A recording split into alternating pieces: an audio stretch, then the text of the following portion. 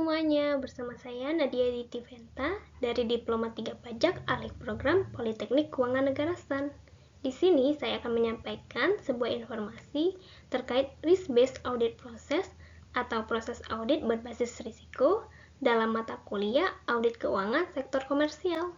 Jadi, risk-based audit process atau proses audit berbasis risiko adalah pendekatan audit yang berfokus pada risiko yang paling signifikan yang dapat mempengaruhi laporan keuangan perusahaan. Pada proses ini, auditor mengidentifikasi, menilai, dan merespon risiko dengan tujuan memberikan opini audit yang tepat. Namun sebelum itu, mari kita mengetahui apa itu audit. Jadi, menurut Elder, audit adalah sebuah proses sistematis yang mencakup pengumpulan dan pengevaluasian bukti-bukti audit, yaitu semua informasi yang digunakan oleh auditor untuk menarik kesimpulannya. Sehingga, audit adalah akumulasi dan evaluasi bukti tentang informasi untuk menentukan dan melaporkan tingkat kesesuaian antara informasi dan kriteria yang ditetapkan yang dilakukan oleh orang yang kompeten dan independen. Lalu, apa ya tujuan audit?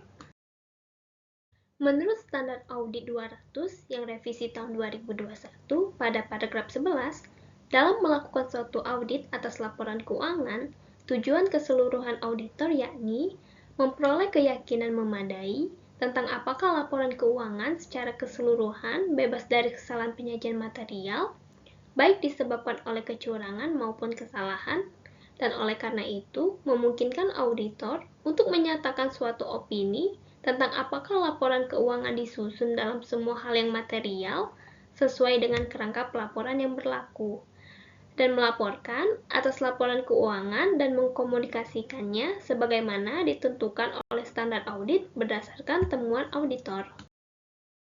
Kemudian kita berlanjut ke jenis auditor. Jenis auditor dilihat dari sektornya dibagi menjadi dua, yakni sektor komersial dan pemerintahan. Sedangkan jika dilihat dari perspektifnya, ada auditor eksternal dan internal. Nah, untuk auditor komersial itu sendiri, jika dilihat dari perspektif eksternal, maka ada akuntan publik yang tergabung kantor akuntan publik, dan dari sisi internal ada unit audit internal atau satuan pengawasan intern. Sementara di sisi pemerintahan, bagian eksternal ada Badan Pemeriksa Keuangan Republik Indonesia atau BPKRI, dan dari sisi internal ada Aparat Pengawasan Intern Pemerintah atau APIP. Nah, lanjut kita akan membahas terkait jasa akuntan publik yang terdiri dari jasa assurance dan non-assurance. Jasa assurance itu apa? Jasa assurance merupakan layanan profesional independen yang bertujuan untuk meningkatkan kualitas informasi bagi para pengambil keputusan.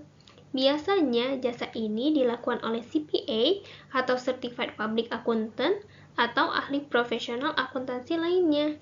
Dalam jasa assurance, terbagi menjadi tiga. Ada standar audit untuk audit laporan keuangan yang memberikan keyakinan memadai. Ada standar perikatan review atau SPR yang memberikan review laporan keuangan atas keyakinan yang terbatas, dan yang terakhir ada standar perikatan asuransi SPA selain audit dan review atas informasi keuangan historis. Sedangkan jasa non-assurance adalah layanan yang diberikan oleh kantor akuntan publik yang umumnya berada di luar cakupan layanan asuransi seperti jasa akuntansi dan pembukuan, layanan pajak, dan jasa konsultasi manajemen. Jadi, ada standar jasa terkait atau SJT, ada standar jasa investigasi, ada SJI, ada standar jasa konsultasi, SJK, dan standar jasa lain atau SJL. Proses audit berbasis risiko dimulai dengan skema yang ditandai dengan warna biru atau risk assessment. Dimulai dengan memahami inherent risk, yaitu risiko bawaan dari transaksi atau proses bisnis yang berpotensi menyebabkan kesalahan material dalam laporan keuangan tanpa mempertimbangkan pengendalian internal. Pada tahap ini, auditor menganalisis aspek-aspek yang berpotensi menimbulkan kesalahan atau penyimpangan dalam laporan keuangan. Inherent risk menjadi dasar untuk menilai risiko secara keseluruhan. Selanjutnya, auditor mengevaluasi internal control system, kerangka pengendalian yang dirancang untuk memastikan pencapaian tujuan perusahaan melalui keandalan pelaporan keuangan, kepatuhan terhadap peraturan, dan efisiensi operasional. Sistem ini sering diterapkan menggunakan COSO Framework yang terdiri dari 5 komponen utama, yakni lingkungan pengendalian, penilaian risiko, aktivitas pengendalian, informasi dan komunikasi, serta pemantauan. Mari kita bahas satu-satu. Jadi, yang pertama ada control environment atau lingkungan pengendalian. Di sini menjadi dasar dari pengendalian internal yang mencakup integritas, nilai etika, tanggung jawab, dan akuntabilitas. Yang kedua ada risk assessment atau penilaian risiko. Jadi, proses identifikasi, analisis, dan evaluasi risiko, termasuk risiko kecurangan dan perubahan signifikan. Yang ketiga, ada control activities atau aktivitas pengendalian, kebijakan dan prosedur untuk memastikan bahwa tindakan yang diperlukan dilakukan untuk mengurangi risiko. Yang keempat, ada information and communication atau informasi dan komunikasi. Jadi, di sini penyampaian informasi yang relevan secara internal dan eksternal untuk mendukung pengendalian internal. Dan yang terakhir, itu ada monitoring activities atau pemantauan aktivitas. Sebagai pemantauan berkelanjutan dan evaluasi terpisah atas efektivitas pengendalian, serta komunikasi atas kekurangan yang ditemukan. Untuk mendukung pelaksanaannya, digunakan three lines model yang membagi tanggung jawab secara jelas. Garis pertama atau unit operasional atau sang pemilik risiko yang bertanggung jawab atas pelaksanaan pengendalian. Garis kedua atau manajemen risiko dan kepatuhan seperti atasan atau supervise yang memastikan pengawasan. Dan garis ketiga atau audit internal eksternal memberikan evaluasi independen seperti SPI. Semua ini terintegrasi dengan proses risk management di mana risiko diidentifikasi, dinilai, dan dikelola melalui pengendalian yang dirancang untuk memitigasi risiko yang telah diidentifikasi. Kombinasi ini memastikan bahwa risiko perusahaan dikelola secara efektif, pengendalian internal berjalan dengan baik, dan tujuan bisnis tercapai dengan optimal. Selanjutnya, auditor mengevaluasi control risk, yaitu risiko bahwa pengendalian internal tidak cukup efektif untuk mencegah atau mendeteksi kesalahan material. Evaluasi ini dikomunikasikan kepada TCWG atau those charged with governance, seperti Dewan Direksi atau Komite Audit, untuk memastikan manajemen merespon risiko dengan baik. Auditor kemudian menggunakan pendekatan what can go wrong untuk menganalisis potensi kesalahan dalam proses bisnis seperti revenue plus collection, purchase plus payment, payroll plus HR, specific transaction, guna memetakan area risiko utama. Berdasarkan hasil evaluasi control risk, auditor menyusun audit program yang mencakup pengujian pengendalian. Jadi ada dua pengujian pengendalian, yang pertama control test dan yang kedua substantive test. Control test merupakan pengujian yang dilakukan auditor untuk mengevaluasi efektivitas pengendalian internal perusahaan. Salah satu fokus control test adalah menguji eksisten atau keberadaan, yaitu memastikan bahwa aset kewajiban atau transaksi yang tercatat benar-benar ada. Untuk itu, auditor sering menggunakan konfirmasi sebagai metode utama, yaitu meminta verifikasi langsung dari pihak ketiga. Yang kedua, itu ada substantive test yang bertujuan menguji asersi manajemen. baik secara langsung dari laporan keuangan maupun secara tidak langsung melalui pendekatan cepat. Completeness, existence, valuation, accuracy, dan presentation. Completeness atau kelengkapan memastikan bahwa semua transaksi dan saldo yang seharusnya dicatat telah dimasukkan dalam laporan keuangan. Yang kedua ada existence atau keberadaan, yakni memverifikasi bahwa aset kewajiban dan transaksi yang tercatat benar-benar ada pada tanggal pelaporan keuangan. Yang ketiga ada valuation atau penilaian, mengevaluasi apakah akun-akun dalam laporan keuangan dinilai dengan benar sesuai dengan metode yang diakui, seperti nilai wajar atau biaya historis. Yang keempat ada accuracy atau ketepatan, menilai apakah angka-angka dalam laporan keuangan dihitung dengan benar dan bebas dari kesalahan aritmatika atau salah saji.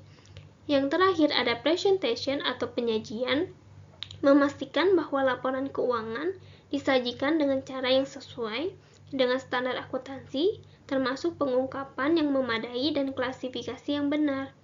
Nah, substantif tes mencakup 3 jenis pengujian utama. Ada Test of Transaction atau TOT, menguji transaksi individu untuk memastikan asersi kelengkapan, completeness, keberadaan existence, atau akurasi. Yang kedua ada Test of Detail of Balance (TODB), menguji saldo akhir akun tertentu dengan memverifikasi dokumen sumber. Yang ketiga ada Analytical Procedures, membandingkan data keuangan dengan ekspektasi auditor berdasarkan hubungan logis antar data atau dengan data historis. Nah, dalam konfirmasi itu ada 2 jenis, ada konfirmasi positif, yakni permintaan kepada pihak ketiga, misalnya pelanggan atau bank, untuk merespon langsung kepada auditor, baik setuju maupun tidak setuju dengan informasi yang tercantum dalam surat konfirmasi. Konfirmasi ada juga yang negatif, yakni permintaan kepada pihak ketiga yang hanya meminta respon jika informasi yang ada di surat konfirmasi tidak sesuai. Dalam proses ini, auditor juga mengidentifikasi isu address yang mencakup: pertama, signifikan akun.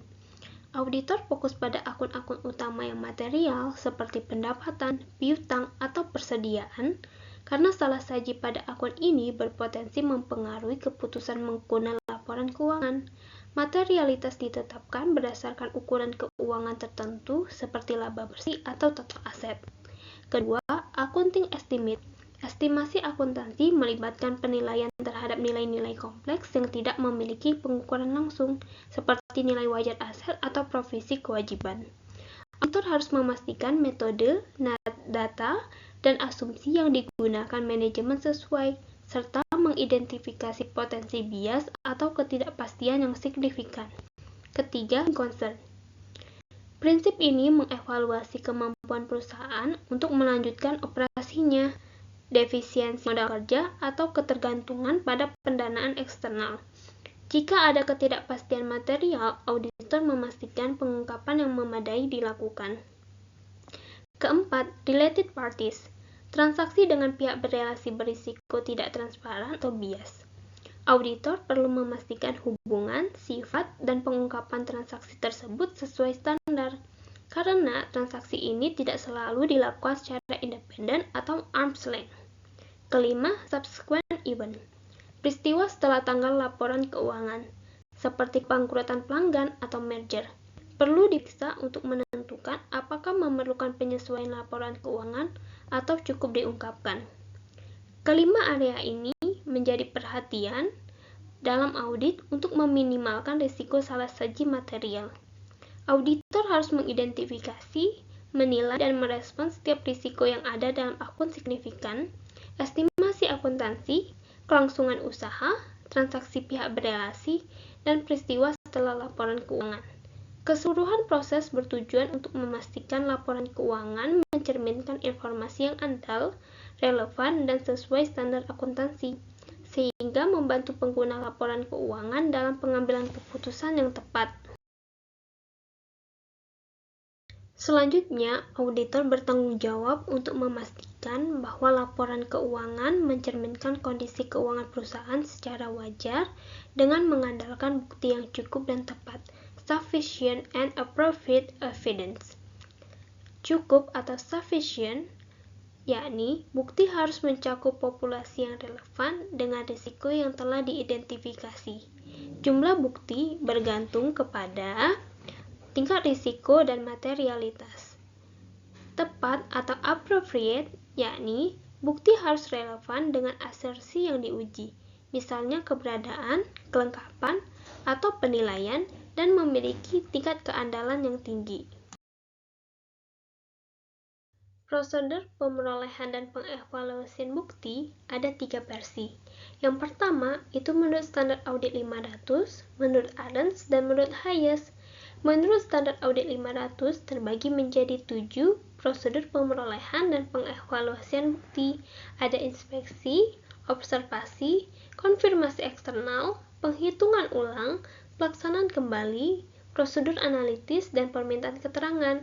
Dan menurut Arens terbagi menjadi 12, sementara menurut Hayes terbagi menjadi 8. Mari kita bahas satu-satu berdasarkan standar audit 500. Yang pertama, ada inspeksi, mencakup pengerasan atas dokumen, baik internal maupun eksternal dalam bentuk kertas, elektronik, maupun media lainnya. Misalnya inspeksi terhadap faktur penjualan. Yang kedua, ada observasi. Observasi adalah menyiapkan langsung suatu prosedur yang dilakukan oleh orang lain tanpa menyentuhnya. Jadi, apa bedanya observasi dan inspeksi? Kalau inspeksi, kita langsung menyentuh bukti dokumen, sedangkan observasi, kita harus melihat tanpa menyentuh apa yang kita lihat. Yang ketiga, ada konfirmasi eksternal. Konfirmasi eksternal atau confirmation merupakan bukti audit yang diperoleh auditor sebagai respon langsung tertulis dari pihak ketiga atau pihak yang mengkonfirmasi dalam bentuk kertas atau secara elektronik atau media lain. Yang keempat, ada penghitungan ulang atau recalculate, pengecekan akurasi perhitungan matematis dalam dokumen atau catatan. Yang kelima, ada pelaksanaan kembali atau reperformance, melaksanakan prosedur atau pengendalian secara independen oleh auditor yang semula merupakan bagian pengendalian intern. Keenam, ada prosedur analitis atau analytical procedure, telaah hubungan yang dapat diterima antara data keuangan maupun data non-keuangan. Dan yang terakhir ada interview, pencarian informasi atau orang yang memiliki pengetahuan baik keuangan maupun non-keuangan di dalam atau di luar entitas. Untuk menjawab risiko-risiko yang telah diidentifikasi, auditor menggunakan berbagai metode untuk memperoleh bukti audit yang cukup dan tepat. Beberapa metode yang sering digunakan meliputi: pertama, tracing. Tracing untuk melacak dokumen sumber laporan keuangan guna menguji kelengkapan atau completeness. Tracing yaitu menelusuri transaksi-transaksi yang ada sehingga memperoleh bukti yang objektif. Nah, misalnya bisa ditelusuri soal transaksi dari dokumen awal transaksi hingga ke akhir laporan posisi keuangan, ikhtisar catatan akhirnya. Yang kedua ada vouching. Vouching untuk memverifikasi angka dalam laporan keuangan ke dokumen pendukung guna memastikan keberadaan validitas transaksi atau existence. Vouching dari laporan posisi keuangan dan kembali lagi ke awal, yakni jurnal atau transaksi. Yang ketiga ada comparing. Comparing untuk membandingkan data keuangan dengan tren historis atau anggaran guna mendeteksi penyimpangan atau anomali. Yang terakhir ada alternatif prosedur yang digunakan sebagai pengganti jika prosedur utama seperti konfirmasi eksternal tidak memungkinkan dilakukan. Detection risk muncul setelah auditor melakukan kontrol tes dan substantif tes yang bertujuan untuk mendeteksi salah saji material dalam financial statement atau laporan keuangan. Detection risk adalah risiko bahwa auditor gagal mendeteksi kesalahan material meskipun prosedur audit telah dilakukan. Dalam konteks ini, auditor melakukan dengan memulai mengevaluasi apakah bukti yang dikumpulkan memadai untuk mendukung kesimpulan mereka. Jika bukti tidak mencukupi, auditor mungkin harus memberikan opini disclaimer atau TMP karena kurangnya informasi yang memadai. Namun, jika bukti cukup, auditor akan melanjutkan dengan menganalisis kesalahan yang ditemukan dalam laporan keuangan dan membandingkannya dengan PM atau Performance Materiality. Performance Materiality adalah ambang batas materialitas yang lebih rendah dari keseluruhan materialitas atau Overall Materiality atau OM, dan digunakan untuk mengevaluasi kesalahan individu atau kesalahan yang terkumpul selama audit. Sebelum menentukan PM, auditor terlebih dahulu menetapkan Overall Materiality atau OM, yaitu tingkat materialitas keseluruhan yang digunakan untuk menilai dampak salah saji pada laporan keuangan secara keseluruhan. OM biasanya dihitung berdasarkan persentase dari indikator keuangan utama, seperti laba sebelum pajak, pendapatan, atau aset total. Setelah menetapkan OM, auditor menentukan PM atau Performance Materiality yang merupakan ambang batas materialitas lebih rendah dari OM. Biasanya 50% sampai 80% dari OM, dan digunakan untuk mengevaluasi kesalahan individu atau terkumpul selama audit. Semakin tinggi resiko salah saji material, semakin kecil persentase PM terhadap OM. Karena auditor ingin meningkatkan sensitivitas pengujian terhadap potensi kesalahan. Selain itu, auditor juga menetapkan Audit Materiality atau IM, yaitu materialitas pada tingkat lebih spesifik, seperti akun atau aset tertentu, untuk memastikan bahwa kesalahan kecil yang terkumpul tidak melebihi batas yang diperbolehkan. Jika kesalahan yang ditemukan oleh auditor berada di bawah PM atau Performance Materiality, maka laporan keuangan dianggap bebas dari salah saji material, dan auditor dapat memberikan opini Unqualified atau WTP. Namun, jika kesalahan melebihi PM, auditor akan meminta manajemen untuk melakukan adjustment atau penyesuaian pada laporan keuangan. Penyesuaian ini penting untuk memperbaiki salah saji material agar laporan keuangan mencerminkan kondisi perusahaan secara wajar. Jika manajemen setuju untuk melakukan penyesuaian, auditor tetap memberikan opini Unqualified atau WTP. Sebaliknya, jika manajemen menolak melakukan penyesuaian, auditor harus mengevaluasi dampak kesalahan tersebut terhadap laporan keuangan. Auditor akan menentukan apakah kesalahan yang tidak diperbaiki bersifat material tetapi tidak meluas atau tidak pervasif, atau bersifat material dan meluas. Jika kesalahan hanya berdampak pada elemen tertentu dan tidak meluas, auditor akan memberikan opini Qualified atau WDP, wajar dengan pengecualian, yang menyatakan bahwa laporan keuangan dapat dipercaya dengan pengecualian tertentu. Namun, jika kesalahan meluas dan mempengaruhi banyak elemen penting dalam laporan keuangan, auditor akan memberikan opini Adverse atau TWJ, menyatakan bahwa laporan keuangan tidak dapat dipercaya secara keseluruhan. Sekian informasi terkait risk-based audit process. Sampai jumpa di video selanjutnya. Terima kasih.